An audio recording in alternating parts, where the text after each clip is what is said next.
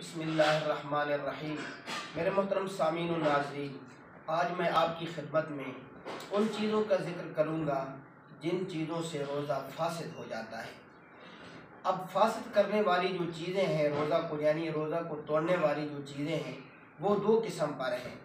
एक वो कि जिनसे क़ज़ा आती है, क़ज़ा वाजिब होती है, और दूसरी वो चीज़ें जिन पर क़ज़ा भी आती है और कफ़ारा भी आता है। तो हम पहली किस्म का जिक्र करेंगे, वो मुफ़सिदात जिन पर सिर्फ क़ज़ा वाजिब होती है। तो तवज्जो से सुनना, और आप हज़रात से गुजारिश है कि आप इस वीडियो को एंड तक, आखिर तक ज़रूर देखें। बिस्मिल्लाहिर्रहमानिर्रहीम। नंबर 1, किसी ने ज़बरदस्ती रोज़ादार के मुंह में कोई चीज़ डाल दी और वो हलक से उतर गई। नंबर 2, रोज़ा याद था और कुली करते वक्त बिला कस्द हल्क में पानी उतर गया।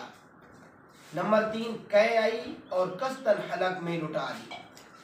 नंबर 4, कस्तन मुंह भर के कै कर डाली। नंबर 5, कंकरी या पत्थर का टुकड़ा या गुठली या मट्टी या कागज़ का टुकड़ा जानबूझकर निगल लिया। नंबर 6, दांतों में रही हुई चीज़ को ज़ुबान से निकालकर निगल लिया, जबकि वो चने के दाने के बराबर या इससे ज़्यादा हो, और अगर मुंह से बाहर निकालकर फिर निगल लिया तो चने से चाहे कम हो या ज़्यादा रोज़ा टूट गया। नंबर 7, कान में तेल डाला। नंबर 8, नास लिया। नंबर 9, दांतों में से निकली हुई खून को निगल लिया, जबकि खून थूक पर गालिब हो।